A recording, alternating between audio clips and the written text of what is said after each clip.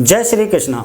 हमारे भागवत गीता का अभी पहला अध्याय चल रहा है, उसमें हमने 35 तक श्लोक कंप्लीट कर लिए हैं और आज हमारे अब 36 यानी कि 36, 37, 38 और 39 ये दोस्तों 3 से 4 श्लोक आज की वीडियो में हम लेने वाले हैं। अभी तक हम लोगों ने भागवत गीता के माध्यम से पढ़ा कि अर्जुन और कृष्ण की अभी बातचीत चल रही है, दोनों एक दूसरे से बात कर रहे हैं। अब अर्जुन दोनों सेनाओं के मध्य में भी खड़ा है, तो वहाँ पर वो अपने जो सामने वाली पार्टी है, जो सामने कौरवों की जो सेना है, उसमें उसके दादा परदादा मामा ससुर पौत्र पुत्र आदि इन सभी को देखकर अर्जुन अब हताशा हो गया था। वो मतलब एक तरीके से अब डर सा रहा है, बोल रहा है कि भाई मैं सामने वालों को कैसे मारूँ, ये सब मेरे अपने ही स्वजन है, अपने ही बंधु बांधव है। तो भगवान उन्हें आगे भी बताएंगे, लेकिन अभी अर्जुन और भी अपने बारे में बता रहा है। तो 36वां श्लोक आज हम ले लेते हैं। पाप में वाश्य दस्माहन हत्व ताना तैतायन है तस्मानाहार्य वयम हंतु धर्त राष्ट्रन से बांधवान स्वजनम ही कतम हत्वा सुखी ने श्याम माधव। अर्थात यदि हम ऐसे आतताइयों का वध करते हैं तो हम पर पाप चढ़ेगा। यहाँ पर आतताइयों का मतलब होता है जो अत्याचारी होता है, जो सामने वालों को परेशान करता है, दुखी करता है, यानी कि अत्याचारी को ही आतताई बोला गया है। अतः यह उचित नहीं होगा कि हम धृतराष्ट्र के पुत्रों तथा उनके मित्रों का वध करें। अर्जुन बता रहा है भगवान को कि भाई यदि हम भी ऐसे आतताइयों का वध कर देंगे तो हम पर भी पाप चढ़ेगा, और यह उचित भी नहीं है कि हम धृतराष्ट्र के पुत्रों का वध करें या फिर उनके मित्रों का वध करें। अब अर्जुन बोल रहा है भगवान से, हे लक्ष्मीपति कृष्ण, इससे हमें क्या लाभ होगा और अपने ही कुटुंबियों को मारकर हम किस प्रकार सुखी हो सकते हैं। इसका पूरा भावार्थ और तात्पर्य हम जान लेते हैं। वैदिक आदेशानुसार आतताई 6 प्रकार के होते हैं। जो वैदिक आदेश अनुसार है, जो वेदों के अनुसार है, जो अत्याचारी है, वो 6 प्रकार के होते हैं। पहला होता है विष देने वाला, दूसरा घर में अग्नि लगाने वाला, तीसरा होता है घातक हथियार से आक्रमण करने वाला, चौथा होता है धन लूटने वाला, इसी प्रकार 5वां होता है दूसरे की भूमि हड़पने वाला, तथा छठा होता है पराई स्त्री का अपहरण करने वाला। वेदों के अनुसार ये 6 प्रकार के अत्याचारी लोग बताए गए, आतताई बताए गए हैं। ये आज हम हमारे आसपास भी हम देखते हैं और इन लोगों से बच के रहना चाहिए। और अगर हम भी इस प्रकार के हैं, सभी नहीं होते लेकिन कोई कोई होता है, तो हमें इन सभी चीज़ों से छुटकारा पाना चाहिए और हमें भगवत कृपा से भगवत रास्ते पर हमें चलना चाहिए, आध्यात्मिक रास्ते पर हमें चलना चाहिए। ऐसे आतताइयों का यानी कि ऐसे अत्याचारियों का तुरंत वध कर देना चाहिए, क्योंकि इनके वध से कोई पाप नहीं लगता। गीता में बता रही है कि भाई ये सारे जो 6 प्रकार के आतताई है, 6 प्रकार के जो अत्याचारी लोग हैं, इनका वध कर देना चाहिए। लेकिन दोस्तों हमें इस प्रकार से नहीं करना। ये उनके लिए जो राज्य धर्म के प्रति जो अपना कर्तव्य निभाते हैं, जो क्षत्रिय होते हैं, उनके लिए बताया गया। हम लोगों को इस प्रकार से नहीं करना। आतताइयों का इस तरह वध करना किसी सामान्य व्यक्ति को शोभा दे सकता है, किंतु अर्जुन कोई सामान्य व्यक्ति नहीं है। वह स्वभाव से साधु है, अतः वह उनके साथ साधुवत व्यवहार करना चाहता था। अर्जुन एक साधु पुरुष था। अर्जुन के अंदर वो सारे लक्षण थे, सारे गुण थे जो उसे एक महान इंसान बना रहे थे। तो वो अर्जुन भी अपने जगह सही था, क्योंकि उसके अंदर करुणा, दया, साधु पुरुष था वो, इसलिए वो ये सारी चीज़ें सोच रहा है, इसलिए वो सारी चीज़ें भगवान को बता रहा है। किंतु इस प्रकार का व्यवहार क्षत्रिय के लिए उपयुक्त नहीं है। लेकिन हमें यहाँ पर यह भी देखना होगा कि अर्जुन का जो धर्म है वो क्षत्रिय है, और क्षत्रिय का जो धर्म होता है वो होता है युद्ध करना। सामने कौन सी पार्टी है, सामने किसकी सेना है, उससे कोई मतलब नहीं है। उसका जो धर्म है, सामने वाले को मारकर जो धर्म के रास्ते पर चलते हैं, उसे धर्म के अनुसार सामने वाले को मारकर उसे युद्ध में जीतना है, उससे ये क्षत्रिय का धर्म होता है।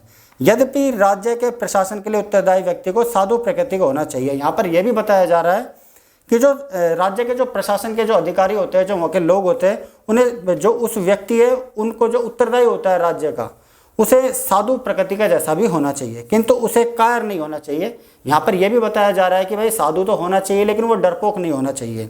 इसे हम हमारे जीवन में भी लेके देख सकते हैं। मान लो हम हमारे परिवार में सबसे बड़े लोग हैं, यानी कि हमारे परिवार की जिम्मेदारी, हमारे परिवार का उत्तरदायी हम ही हैं और हम ही पूरे परिवार को चला रहे हैं। तो हमें भी देखो साधु पुरुष का होना चाहिए, कायर नहीं होना चाहिए, चाहे कैसी भी परिस्थिति आओ, क्योंकि एक गृहस्थ जीवन में, एक परिवार के अंदर विपरीत तरह तरह की परिस्थिति हमारे सामने आती है। हम उन्हें साधु पुरुष की तरह ही हमें उन्हें हैंडल करना चाहिए, डरपोक तरीके से नहीं करना चाहिए। उदाहरण, भगवान राम इतने साधु थे कि आज भी लोग राम राज्य में रहना चाहते हैं, किंतु उन्होंने कभी कायरता प्रदर्शित नहीं की। रावण आतताई था, क्योंकि वह राम की पत्नी सीता का अपहरण करके ले गया था, किंतु राम ने उसे ऐसा पाठ पढ़ाया जो विश्व इतिहास में बेजोड़ है। यहाँ पर दोस्तों भगवान राम का भी एक उदाहरण दिया गया है कि जो रावण था वो आतताई था, अत्याचारी था, और जो भगवान राम है, श्री राम है, वो एक साधु पुरुष थे। लेकिन जब वो सीता को उठाकर ले गया था, माता सीता को, तो भगवान ने उसे अपहरण करके ले गया, किंतु उसे भगवान राम ने उसे ऐसा पाठ पढ़ाया जो इतिहास में आज भी लोग उन्हें याद करते हैं, और इसीलिए सब लोग राम राज्य में रहना चाहते हैं आज के दिन भी। अर्जुन के प्रसंग में विशिष्ट प्रकार के आतताइयों से भेंट होती है। यह है उसके निजी पितामह। अब अर्जुन के बारे में बताया जा रहा है कि अर्जुन जब युद्ध लड़ने जा रहा था, युद्ध की सेना के बीच में वो आ गया, तो अब सामने कौन कौन से आतताई है? यह है उनके निजी पितामह, यानी कि भीष्म पितामह उनके जो पितामह है, आचार्य उनके गुरु है, गुरु द्रोण, मित्र है, मित्र भी उनके काफ़ी सारे उस वाली सेना की तरफ से भी लड़ रहे थे, पुत्र भी दुर्योधन के पुत्र, वो सब भी उनके पुत्र ही लगते हैं, पौत्र इत्यादि। इसलिए अर्जुन ने विचार किया कि उनके प्रति वह सामान्य आतताइयों जैसा कटु व्यवहार न करे।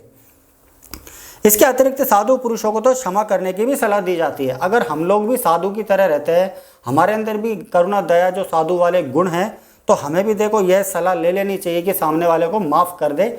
अर्जुन के वजह से हम ये जान सकते हैं, सीख सकते हैं, और गीता भी हमें यही बताने की कोशिश कर रही है। साधु पुरुषों के लिए ऐसे आदेश किसी राजनीति आपातकाल से अधिक महत्व रखते हैं। इसलिए अर्जुन ने विचार किया कि राजनीतिक कारणों से स्वजनों का वध करने की अपेक्षा धर्म तथा सदाचार की दृष्टि से उन्हें क्षमा कर देना श्रेष्ठकर होगा। अर्जुन एक महान योद्धा था, अर्जुन एक श्रेष्ठ योद्धा था उस द्वापर युग का, महाभारत काल का। तो अर्जुन यही सोच रहा है कि मैं सामने वाले को क्षमा कर दूं, कोई बात नहीं है, ले लिया जो ले लिया। अतः क्षणिक शारीरिक सुख के लिए इस तरह वध करना लाभप्रद नहीं होगा। और ये भी बोल रहा है कि भाई ये सारे राजपाट में ले भी लूँगा तो ये शारीरिक सुख है, इस प्रकार से मैं अपने बंधु बांधवों को मार दूंगा तो इससे मुझे कोई लाभ नहीं मिल रहा। अंततः जब सारा राज्य तथा उससे प्राप्त सुख स्थायी नहीं है, तो फिर अपने स्वजनों को मारकर वे अपने ही जीवन तथा शाश्वत मुक्ति को संकट में क्यों डाले। हम जो भी ये सुख भोग रहे हैं, हमारे पास बंगला गाड़ी है, हमारे पास रुपया पैसे है, वैसे तो यहाँ पर बोला जा रहा है कि ये सब स्थायी नहीं है, और रियल भी यही है कि हम खाली हाथ आए और खाली हाथ ही जाएंगे, कुछ भी स्थायी नहीं है। लेकिन हमें जीवन जीने के लिए इन सारी चीज़ों की ज़रूरत पड़ती है, सारी चीज़ों की हमें बार बार डेली लाइफ में ज़रूरत पड़ती है। अर्जुन द्वारा कृष्ण को माधव अथवा लक्ष्मीपति के रूप में भी संबोधित करना भी सार्थक है। अब अर्जुन भगवान को लक्ष्मीपति बोल रहा है। लक्ष्मीपति भगवान को इसलिए बोला जाता है क्योंकि महालक्ष्मी के वो पति है, महालक्ष्मी उनकी पत्नी है। वहीं माधव भी अर्जुन भगवान को बोल रहा है। माधव श्री कृष्ण भगवान को इसलिए बोला जाता है क्योंकि उनके पूर्वज में कोई जो उनके दादा परदादा सरदादा है, वो पूर्वज कोई पीढ़ी उनमें से एक का नाम मधु था।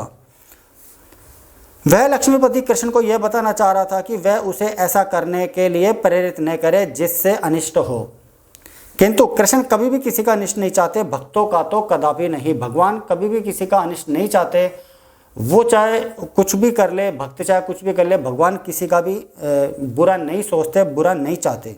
अगला श्लोक की बात कर लेते हैं। 37वां श्लोक है, यद्यपि न पश्यन्ति लोभोपहत चेतसः कुल क्षय कृतम दोषम मित्र दोहे च पातक्रम। उसके बाद अगला श्लोक भी हम ले लेते हैं अब 38वां, कथम न गे मस्माभिः पापाद स्मानिर्वर्तितुम कुल क्षय कृत दोषम प्रपशयदिभिः जनार्दन।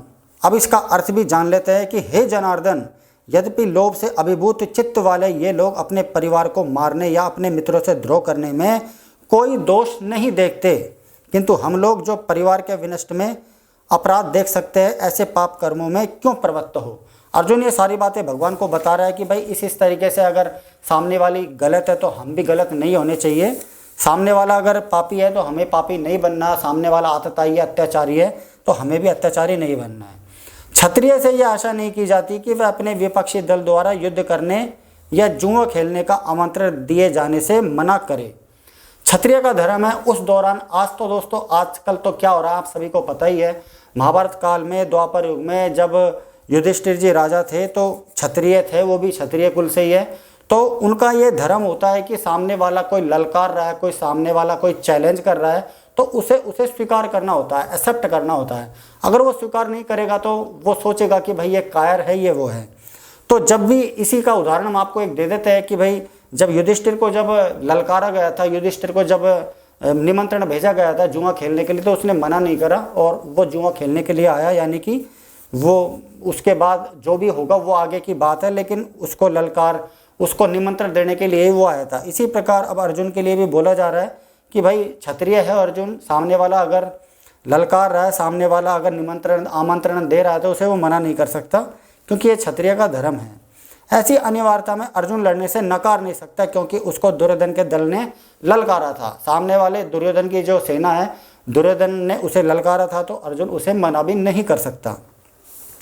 इस प्रसंग में अर्जुन ने विचार किया कि हो सकता है कि दूसरा पक्ष इस ललकार के परिणामों के प्रति अनभिज्ञ हो। अब अर्जुन ये बता रहा है कि भाई, और सोच भी रहा है वो कि उसने मुझे ललकार तो दिया दुर्योधन ने, लेकिन हो सकता है उसको इसके बारे में नॉलेज नहीं हो कि अब आगे क्या होने वाला है।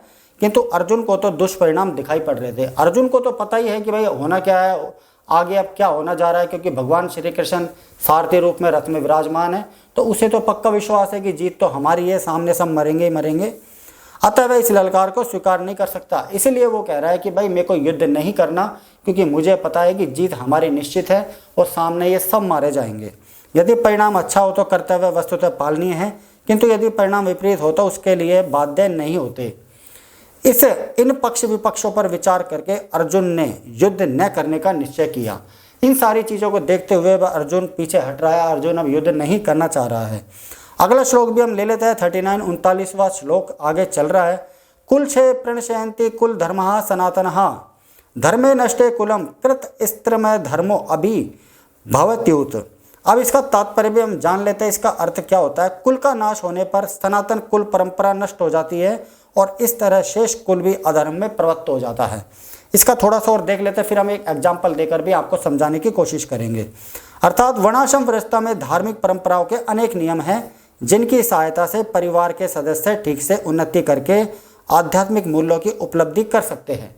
हमारे घर में जो बड़े बुजुर्ग होते हैं, हमारे घर में, हमारे समाज में, रिश्तेदारी में जो बड़े लोग होते हैं, वो परिवार की देखरेख करते हैं। परिवार को कौन से धर्म के रास्ते पर चलना चाहिए, क्या संस्कृति होती है, क्या परंपरा होती है, हमारे बड़े बुजुर्ग है वो हमें समझाने की कोशिश करते हैं और उन्हीं के बताए रास्ते पर हमें चलना होता है।